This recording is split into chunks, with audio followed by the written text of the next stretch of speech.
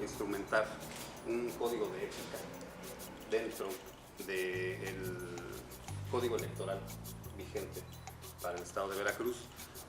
Ahorita, evidentemente, este tema cobra especial relevancia porque el proceso ya inició y estos meses subsecuentes van a ser importantísimos. Bueno, en primer lugar agradezco mucho el espacio, me parece que es importante que un medio de comunicación se abra a todas las voces. La sociedad ahora es una sociedad diversa, es diferente, tiene intereses que bifurcan sus caminos y es necesario que todos estén presentes. La verdad es que el tema es añejo. Ya Aristóteles decía que si los hombres practicaran la virtud no sería necesaria la justicia. Entonces creo que el tema de la ética está más relacionado con la cultura política democrática que con llevar un planteamiento al derecho positivo. A mí me parece que lo que debemos de revisar son nuestras prácticas, es decir, de qué manera entendemos el ejercicio de la política electoral y a partir de ahí, bueno, poder hacer una valoración de naturaleza moral o de naturaleza ética. Yo no creo que poniendo las cosas en la ley se resuelvan los problemas prácticos. Yo no creo que codificando la ética hagamos de la noche a la mañana mejores ciudadanos. Lo que sí creo es que debemos tener un ejercicio muy serio de autocrítica, tanto en los partidos políticos como los propios ciudadanos, para saber qué estamos haciendo y cómo lo estamos haciendo. La reciente reforma que hizo el legislador a este código electoral obedece precisamente a los valores y a las costumbres sociales. Por si acaso a algún actor político se le ocurre no hacer caso de los valores implícitos en el código electoral, por ejemplo, se impone a los partidos políticos, a sus candidatos, no solamente el carácter jurídico de cumplir con lo estrictamente establecido en la Constitución, sino además de conducirse con honradez en el desempeño de las campañas políticas, que es en sí ya un carácter de valor, que también tiene una carga inmensa de ética en cada uno de estos preceptos. De manera que creo que es algo que debemos de tener los candidatos, los actores, los propios partidos políticos desde nuestros propios documentos básicos.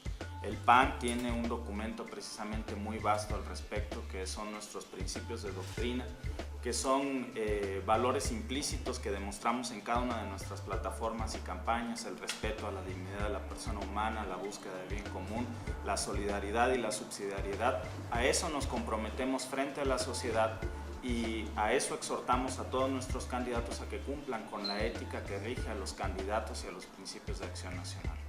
Creo que también ya está en el código, se habla de la secrecía de ciertos temas que no se deben dar a conocer en determinado a la luz pública, sino que mediante discusión y análisis dentro del Consejo General.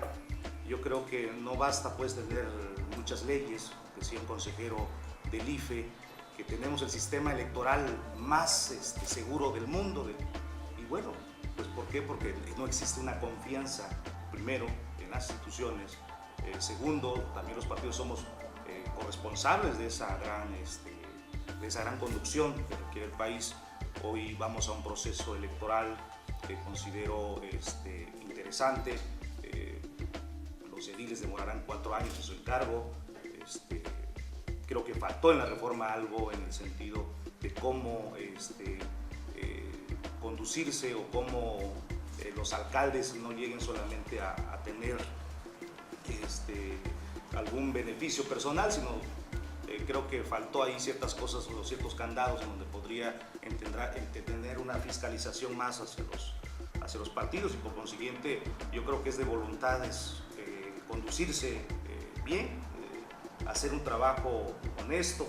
Yo creo que el partido que represento tiene también sus limitaciones en este sentido y bueno, no podemos tener a un ciudadano, recordarle todos los días su quehacer en la administración pública cuando lleguen ya a ser regidores, alcaldes y diputados. Es un asunto de voluntad, de conciencia y de formación, no solamente en los partidos, sino desde el seno familiar, ¿no? Entonces, yo creo que comparto lo que se ha vertido en ese sentido y bueno, es un asunto que tiene que ir encaminado sobre todo, y creo que todos los partidos buscamos el bien común de los ciudadanos y bueno, muestra de ello es que hoy se lleva se va a llevar a cabo en el 2003 esta elección y bueno, esperemos que sea con esa altura, con esa capacidad de conciliar y bueno, yo creo que hay que ver por los ciudadanos, ¿no? En este caso. Yo creo que el gran problema que tenemos es, y está asociado esta necesidad de una ética social, vamos a llamarlo cívica,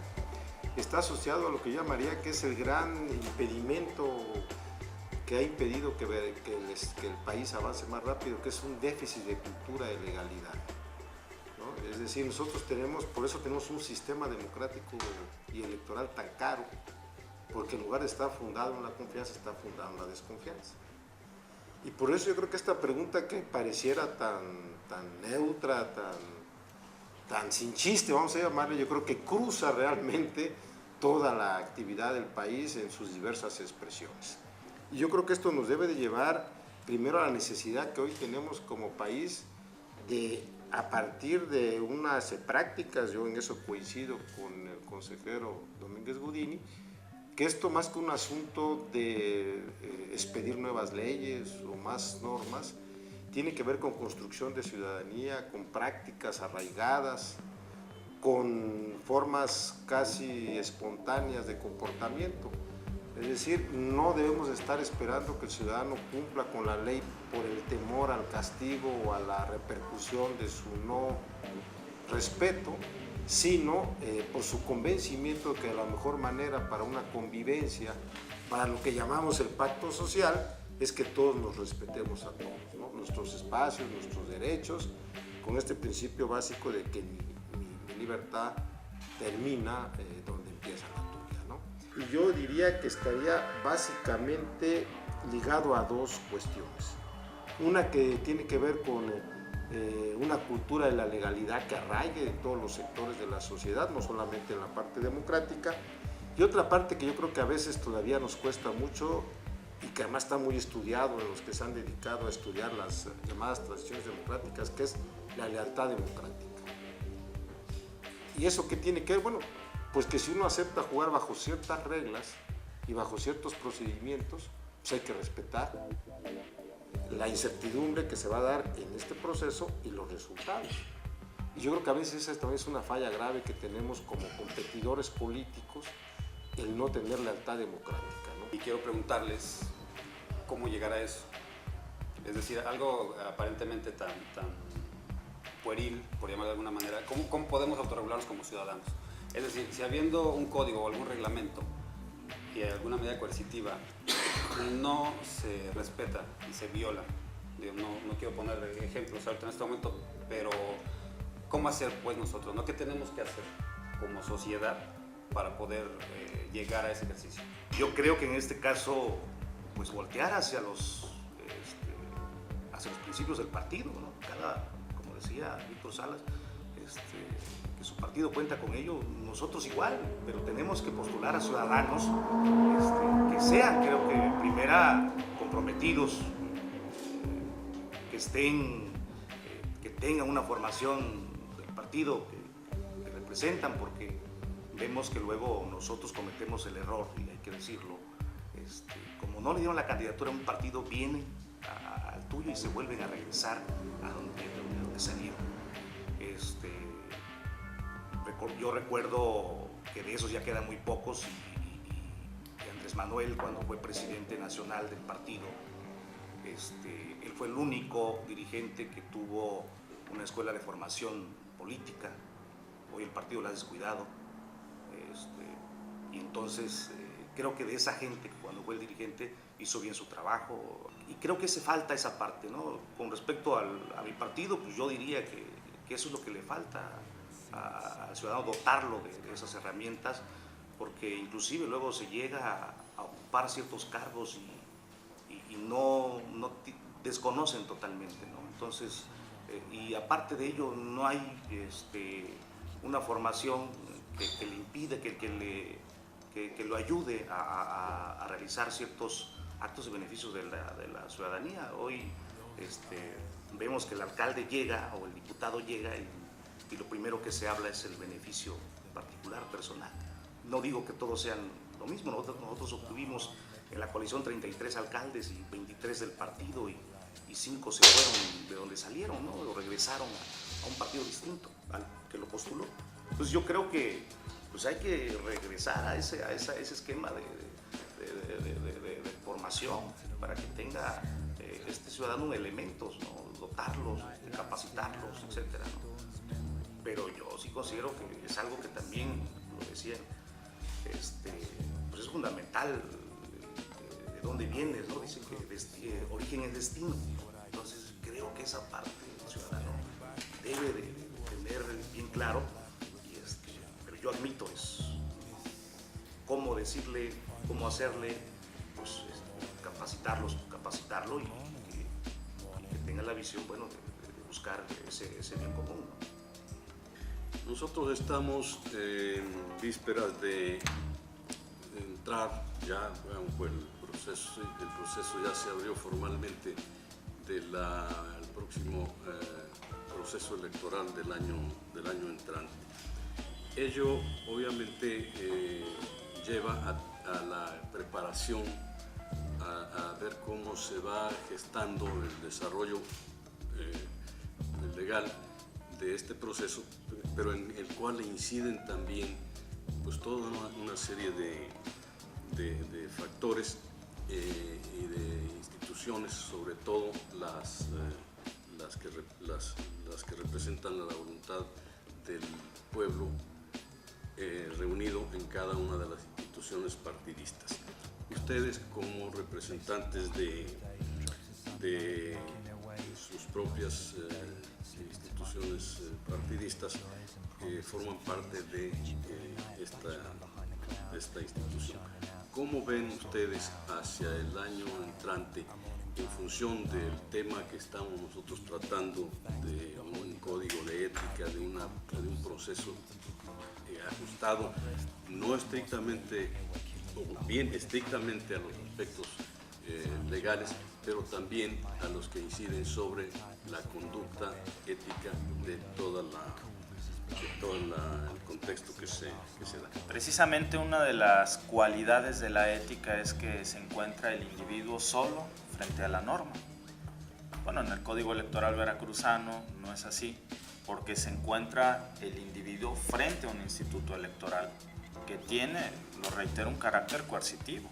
Y si no quiere cumplir con esa norma, hay una sanción que se impone. Y hay precisamente todo un sistema sancionador.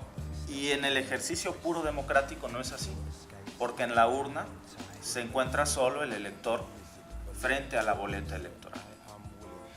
Y ahí lo que tenemos que ver es la ética del voto, la ética del sufragio, la ética del candidato. Yo reitero en cada oportunidad en la que me es posible que el problema está en la propia sociedad y la solución está en la sociedad. Los partidos políticos al fin somos un espejo de la misma sociedad. Esto es así. Lamentablemente los partidos políticos en cada elección, lo he sostenido públicamente, pareciera que nos queremos esforzar por cada día politizar más al ciudadano y dividir a la sociedad mexicana y veracruzana. La dividimos entre panistas, priistas y perredistas, estas tres principales fuerzas políticas, y entonces se hacen manifestaciones públicas, incluso ha llegado a haber hasta enfrentamientos. Hay ciudadanos que han ido a la cárcel en la división de la politización del ciudadano, en lugar de que entendamos que lo que tenemos que hacer es ciudadanizar a la política. El día en que recordemos que hay que ciudadanizar a la política y que lo que debe de mover al ciudadano es primero su compromiso con México, después su compromiso con un proyecto y al final tal vez su compromiso con una institución. Es decir, el compromiso con México, que se ve reflejado en la identidad con una plataforma política o candidato, y finalmente me atrevería a decir que lo que cuenta son los partidos políticos.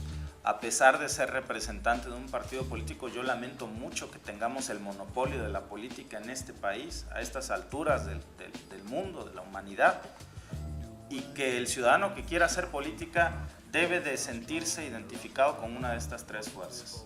Y al final, el que es candidato lo mueve precisamente la moda ciudadana. Y si lo que nos mueve no es México, sino un interés particular, lamentablemente el espejo de la sociedad, que son los partidos y los candidatos, si no traen tampoco esa formación ciudadana, se van a ver reflejados en la misma identidad y van a ofrecer despensas porque es lo que el ciudadano pide y acepta, y van a cometer actos anticipados de campañas porque el ciudadano no lo ve mal. Y entonces pareciera que hay ciudadanos que pretenden ser candidatos que creen que por aparecer 10 o 20 o 1000 veces en un espectacular convencen a la sociedad. Yo creo que eso es lamentable. O hay ciudadanos que creen que el mundo gira en torno a su propio eje y entonces las siglas BMSR, con eso se siente identificado la sociedad veracruzana y sacan sus arengas políticas de Vamos México sobre ruedas, porque a fuerza tiene que coincidir con las iniciales de mi nombre. Cuando yo creo que el ciudadano candidato debe entender que lo que tiene que coincidir es la afinidad por el estado de Veracruz y la afinidad política porque las cosas se mejoren. El día en que se acaben estas prácticas deslenables, y con esto finalizo, como la compra de voto, será el día en que la sociedad rechace esto. A mí me preocupa mucho que haya partidos políticos y candidatos de todas las fuerzas que hoy compren votos a cambio de despensas. Pero me preocupa más, y lo he dicho públicamente, que por cada ciudadano, y esta estadística ojalá algún día se compruebe, pero yo creo que por cada ciudadano que denuncia la compra de voto, hay 100 o 1000 que la aceptan.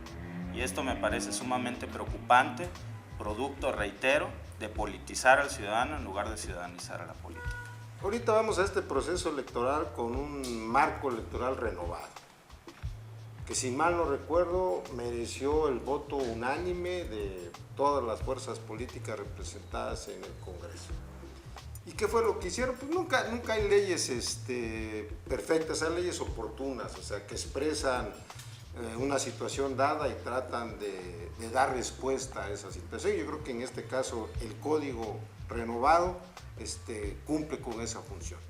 Entonces digo que si origen es destino, si todas las fuerzas políticas se pusieron de acuerdo en este marco legal, quiere decir que todos aceptamos, los partidos políticos, jugar y competir bajo ese marco o ese entramado legal. Entonces yo creo que el ethos se cumple, es decir, este código lo que pretende es establecer reglas para una renovación periódica, transparente, legal, de los diversos cargos que estarán en disputa. Lo que estamos propiciando como conjunto es comportamientos y conductas y formas individualizadas. No estamos propiciando una serie de formas comunitarias o de solidaridad que se han perdido. Entonces de repente estamos creando sociedades como compartimentos estancos. Es decir, hoy un joven de clase media de Jalapa se identifica más con otro joven de clase media de Francia, de Alemania, etcétera, que se comunica por internet con él, que con un joven de una colonia de aquí de Jalapa, ¿no? Entonces tenemos también que ver con todos estos tipos de sistemas de formación del ciudadano, de reproducción de valores, de venta de valores y de formas de vida.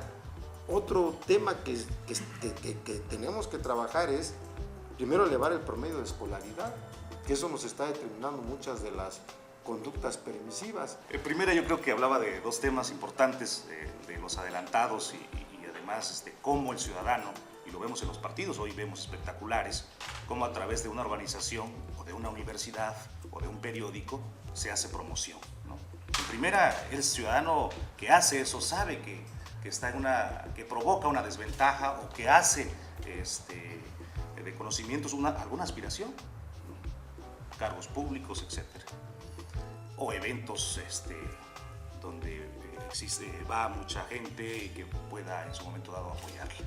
¿Cómo el ciudadano no se le fiscaliza una vez ganando antes de que obtenga el cargo? No sé, alguna situación que pudo haber, de hecho este código, poner de ejemplo a nivel nacional o en otros estados, cómo lograr para que estos órganos jurisdiccionales, tanto locales como federales, tengan en su momento anular esa elección por el rebase de tope de gastos de campaña. La gente, por supuesto, se da cuenta quiénes son los actores políticos que están violando la ley. ¿sí? Aquí, se percibe las trampas que hay en la autopromoción y la gente también lo sanciona en el momento del voto. Ahora, esto no quiere decir que debemos dejarlos libres. Hay una polémica interesante que he sostenido con Freddy sobre la forma como tiene que llevarse el procedimiento administrativo sancionador. Este tiene dos vertientes. Una primera vertiente que se refiere a las medidas cautelares en las cuales eventualmente se puede actuar de oficio, lo hace la Secretaría, y otra que tiene que ver con el contencioso administrativo, que es el que yo llevo en la comisión. Y yo sigo diciendo, tienen que quejarse porque la comisión no es una comisión investigadora ni es la niñera de los partidos políticos, sino debe tener una referencia para actuar a través de un procedimiento estrictamente jurídico. No es un tema de fácil, y con esto no pretendo yo defender a la autoridad electoral, si no es de fácil aplicación, ¿sí? Es decir, no es tan sencillo determinar que es un acto adelantado de campaña. Hay por lo menos estas interpretaciones de los órganos encargados de hacer interpretaciones jurisdiccionales, y está la doctrina, o sea, para que no quede como que nada más es mi opinión o mi ocurrencia, ¿no? Entonces, yo creo que a veces, y con esto concluyo, por razones explicables hemos llegado a excesos en la regulación de muchas conductas de tipo político electoral. Y concluyo nada más poniendo un ejemplo, y con esto concluyo.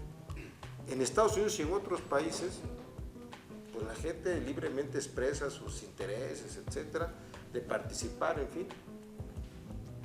Y aquí es increíble, porque además es una simulación a la ley, que el titular del Poder Ejecutivo Federal, es decir, el presidente de la República, tenga que ir en día no hábil, un sábado, a un acto de su partido, o un domingo.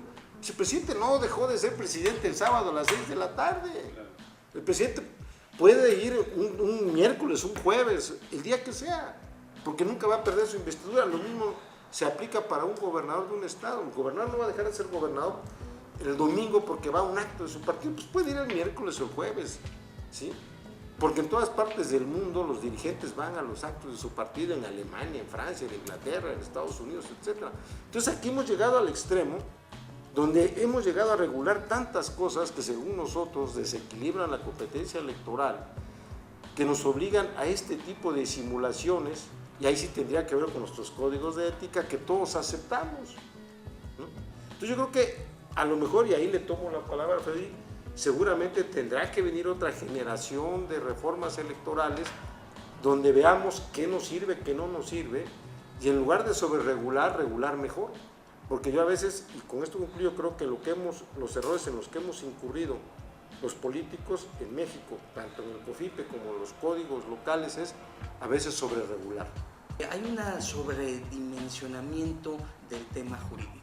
Es decir, nosotros pensamos que cambiamos las conductas con solo ponerlas en la ley. Entonces, el derecho electoral ha abusado de ese planteamiento y pretende regular absolutamente todo. Incluso pretende limitar determinados fenómenos políticos a través de situaciones jurídicas. Por ejemplo, yo no puedo saber qué tanta influencia tiene en el resultado de una elección un determinado anuncio espectacular. Y no puedo saber cuáles son los alcances de él si no está debidamente soportado sobre una prueba pericial. Entonces, en ese orden de ideas, para poder determinar que es un acto ilícito o no, necesito generar un procedimiento administrativo de esa naturaleza. Es decir, no a ojo de buen cubero tú vas calculando lo que es un acto anticipado de campaña o lo que no lo es. Pero insisto, con independencia de la postura liberal que yo pueda sostener en lo personal, bueno, cuando haya que aplicar la norma se aplicará en la forma en que esté dispuesto. Lo que sí debemos aprender en estas fechas del año que entra, ¿sí?, cuáles son las lecciones de la elección. Y entonces vamos a entender que muchas cosas que ahí están puestas no deberían de estar y que algunas otras que no pusimos debieron haber sido contempladas. Volviendo un poco al tema ya más particularizado de los anticipos de personas o instituciones fuera de los términos estrictamente legales y que van incidiendo ya en una conducta, como decía al principio, de infracción o bien en algún momento dado de delito. Eso afecta también, como se dijo aquí, la libertad de expresión, pero también en algunos momentos cuando alguna persona, institución o medio de comunicación incide en alguno de los particulares que la ley establece, que se ha exagerado en la ley para establecer en las conductas figuras demasiado excedidas. Yo sí creo que este tendría que ver más con el tema de la libertad de expresión y con el tema de la autorregulación, que ha sido un problema de mucha discusión, debate y muy complejo, muy controvertido. De hecho, eso llevó a que la reforma electoral anterior se establecieran una serie de candados muy severos, muy fuertes, en términos de contratación de espacios publicitarios, etcétera, ¿no? A juicio mío, algunos excesos que ya aquí se mencionaron, de no le digas cosas feas al candidato, pues así son las campañas en todas partes del mundo, ¿no? Si uno insulta al otro, pues el otro tiene el derecho o de insultarlo, o de desmentirlo, o de quedarse callado, ¿verdad? Pero así son las contiendas democráticas finalmente, ¿no?